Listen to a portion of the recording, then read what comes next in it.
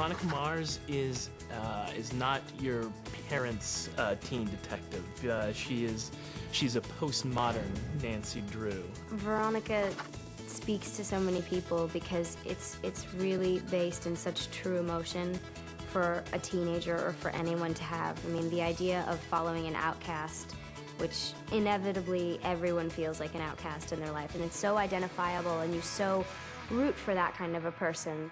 Tensions in Neptune are the highest they've ever been, between the haves and the have-nots, 09ers and non-09ers.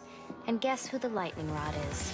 Veronica Mars actually started as a young adult novel proposal. At the time, it was simply Untitled Detective Show. And I had that sort of on the back shelf as something to do.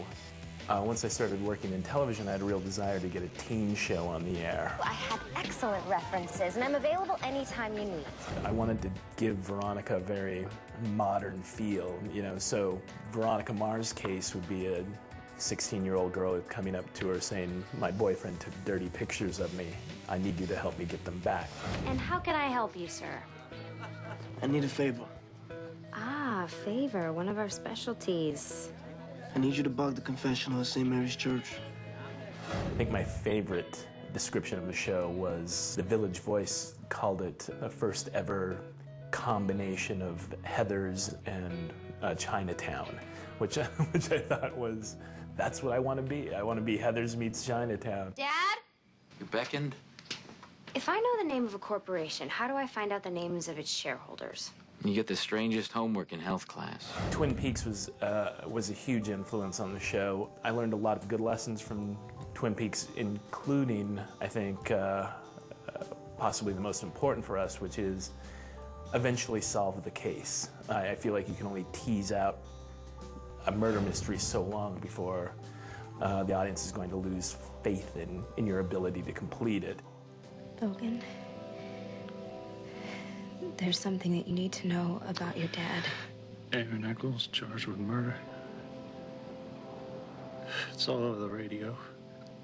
And when people have asked me what made Kristen stand out, the short answer I give is that she played smart. Veronica Mars is always outwitting people. And so I wanted to make sure we had somebody who could play that. I actually think it was pretty easy for me to slip into her to begin with. I think that I was so in awe of what a fantastic character Rob had written. I just envied her in so many ways, and I thought she was interesting and lovely and tough. I'm feeling the calculating stare, but where's the villainous hand-wringing and maniacal laugh? You know, you should be nicer to me.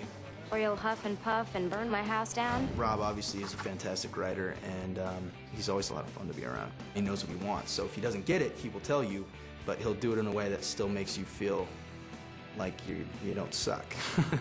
The writing stinks. You kidding? Not funny, not creative. Rob, hello, did you even go to school for that? What? Come on, it's horrible. No, it's really, come on. Don't make Daddy hose you down. You're not real complicated, are you, Dick? Try not to be. We began talking about season 2 at the end of season 1, and really sort of had the idea for the bus crash. Who did it, how that person did it, why that person did it, what the major clues would be. We had all of that before we broke from season 1. The second season is, I think, a lot more about the whole town. It's less about Veronica's personal battle. The first season was very much about finding Lily's killer and coming to terms with that inside herself, where she's becoming more outgoing and extroverted, and there are many more characters sort of intertwining, and you're sort of getting to know the whole town. It's really just sort of seeping out. So you guys were like a couple, or? I was madly in love and 100% gay. What is that? What do you call yours? Sorry to blow your mind, but I'm a lesbian, Veronica. Oh. I think Veronica Mars is risky in the sense that we actually allow our protagonist to screw up quite a bit, to not be warm and cuddly. And Veronica's, you know, prickly. She invades people's privacy, and she doesn't apologize very often. Stop, you'll make me blush. So in that way, I think we're doing something a little different than most teen shows.